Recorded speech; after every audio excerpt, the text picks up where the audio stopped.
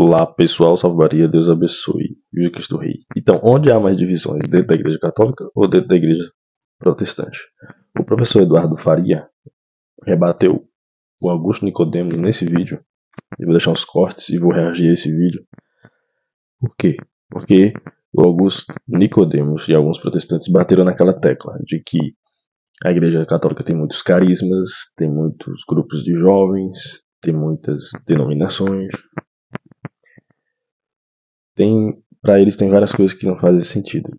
E eles, protestantes, não divergem, porque eles só divergem em coisas periféricas, mais simples, né? Simplórias.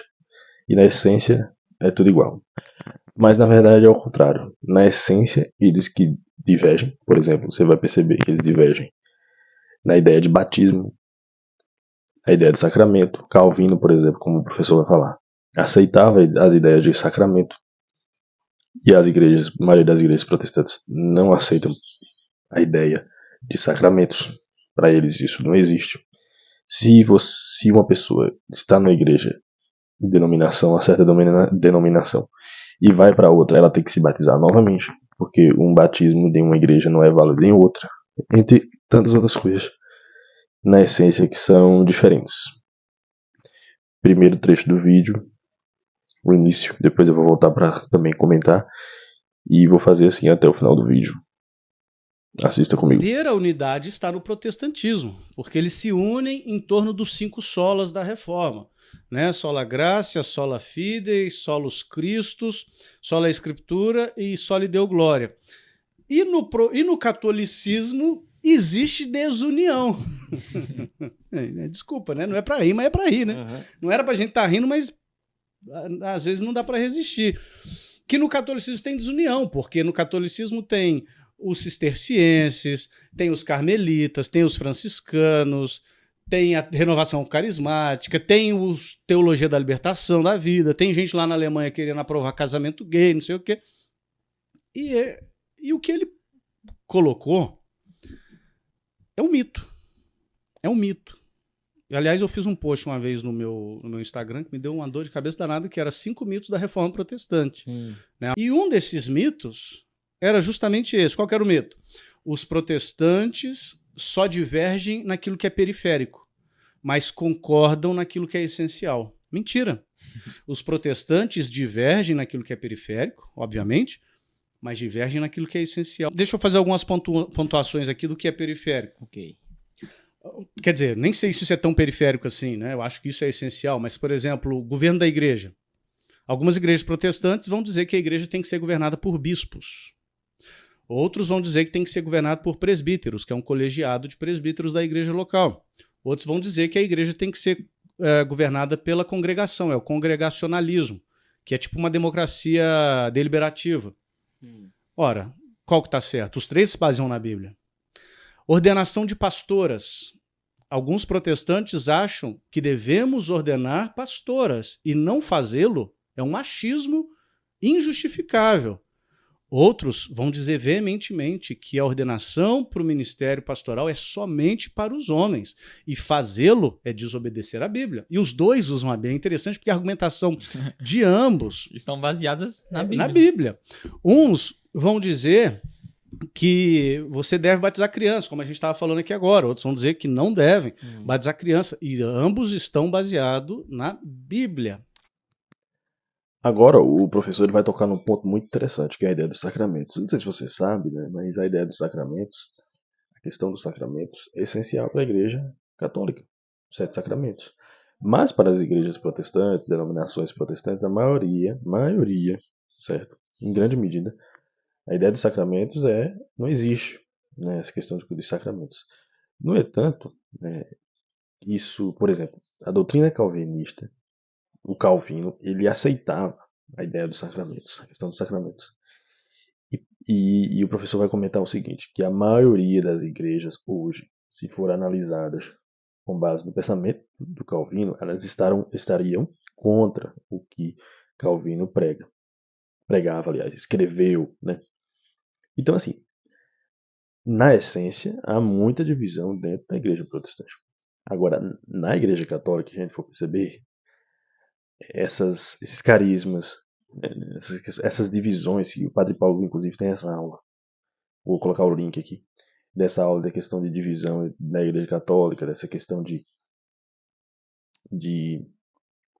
não é denominações, né? De carismas mesmo, de comunidades, os franciscanos, os carmelitas e tal. Tudo. Isso não tira uma não ocorre divergência, né? Porque a missa é a mesma e ela não vai ser excluída de nenhuma dessas questões.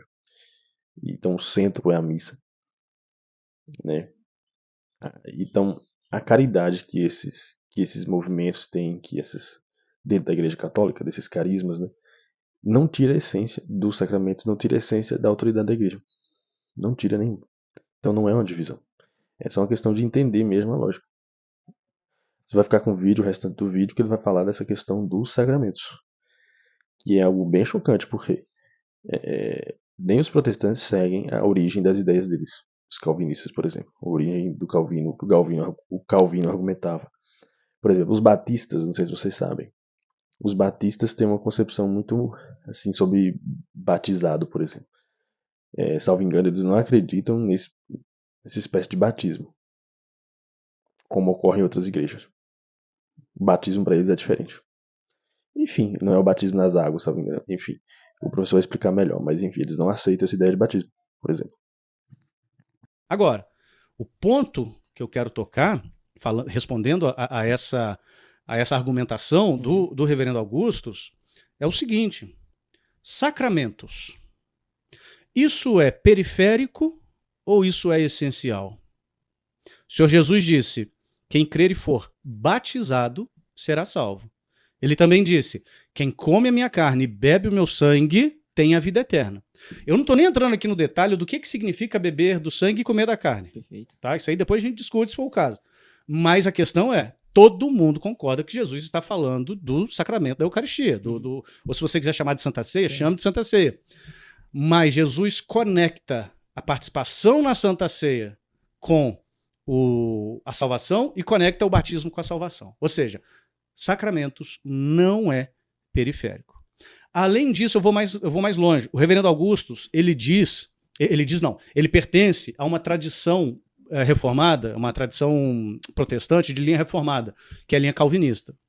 E Calvino disse que as duas marcas da verdadeira igreja são a correta administração dos sacramentos e a fiel pregação das escrituras. Depois, por causa da prática dele, acrescentaram uma terceira marca, que é o exercício da disciplina eclesiástica. Mas vamos pegar só o primeiro ponto aqui, porque eu não vou nem falar na fiel exposição das escrituras, porque todo mundo que expõe as escrituras em qualquer igreja acha que está sendo fiel. Sim. Né? Mas vamos falar dos sacramentos aqui. A correta administração dos sacramentos. Calvino, primeiro, cria nos sacramentos. Segundo, ele cria na graça sacramental. Ele cria que os sacramentos comunicavam uma graça. Calvino não cria, igual a maioria dos protestantes creem hoje, que o sacramento é só um memorial, é só um símbolo. Não, ele cria que o sacramento comunica uma graça. Ele cria na presença real de Cristo na Eucaristia. Olha só. Ele não cria na presença substancial, né, na transubstanciação, mas na presença real ele cria, e ele tem até argumentações muito interessantes a esse respeito, né? Por exemplo, lá em 1 Coríntios capítulo 11, São Paulo diz assim: por esta razão há muitos entre vós que estão doentes e não poucos que dormem. São Paulo está falando que tem gente morrendo porque estão tomando a Eucaristia de forma desonrosa. Então Calvino pegava essa passagem e falava: não, gente, não pode ser só um memorial. Não pode ser só um símbolo. Se tem gente que está morrendo por tomar a ceia de forma indigna. Olha só. E Calvino faz uma leitura fantástica, na minha opinião, que é o seguinte: se Paulo diz que tomar a ceia de modo indigno traz condenação, tomar a ceia de modo digno traz bênção. Boa. Essa é a argumentação de Calvino. Pois muito bem. Reverendo Augustus é calvinista, é de linha calvinista. E para Calvino, a verdadeira igreja está onde os sacramentos são administrados corretamente e a palavra é pregada fielmente. Pela própria definição de Calvino, 90% das igrejas evangélicas hoje não são verdadeira igreja. Olha só. Por quê? As igrejas evangélicas de hoje rejeitam os sacramentos. na sua grande maioria. Não estou falando aqui de luterano, Sim, anglicano, não da origem, né? Não na origem, eu estou falando na massa. Porque Sim. a massa dos evangélicos mundiais, mas vamos falar aqui dos evangélicos brasileiros, a massa dos evangélicos rejeita os sacramentos. Eles dizem que que Jesus não instituiu os sacramentos, que Jesus instituiu ordenanças. Eles discordam, então, com muita clareza, daquilo que foi o início do protestantismo. Com muita clareza, Seja, Helder. De pessoas que eles mesmos citam, Calvino. Centralidade da fé, não é nada periférico, né? Então, com muita clareza, eles discordam. Então, isso é muito complicado, essa afirmação do reverendo Augusto, dizer que há uma unidade orgânica no protestantismo, porque não há. Não há, porque quando um diz que os sacramentos são fundamentais... Bom, eu já provei biblicamente que os sacramentos são centrais.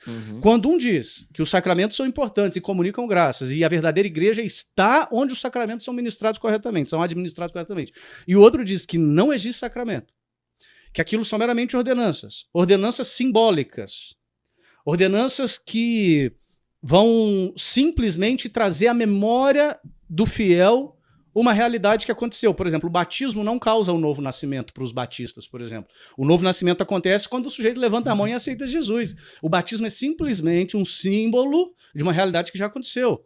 A Santa Ceia não tem presença de Cristo lá coisa nenhuma.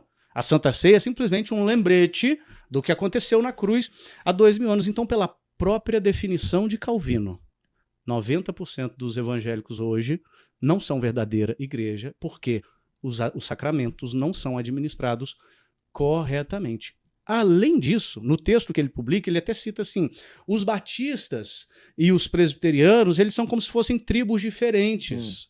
Aí ele até faz uma alusão às 12 tribos de Israel. Mentira. Por que é mentira?